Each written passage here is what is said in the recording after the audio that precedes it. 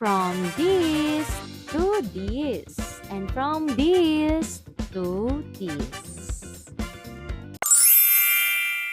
Medyo hindi nga ako nasasatisfy sa lalagyan ng sapatos kaya bumili nga ako ng bago. At syempre, saan pa ba natin ito bibilhin kundi dito lang sa online? Sobrang dali nga lang nitong i-assemble. And what you see is what you get. Nung na-assemble nga ito, nagdalawang isip talaga ako kung ilalagay ko lang ito sa likod. Ano ba naman, sobrang ganda at sobrang aesthetic. At sobrang lakas talaga makasosyal. At iniisip ko nga kung deserve bang ilagay dito yung mga sapatos ko. Pero sabi ko nga, kaya ako binili talaga ito para sa mga sapatos.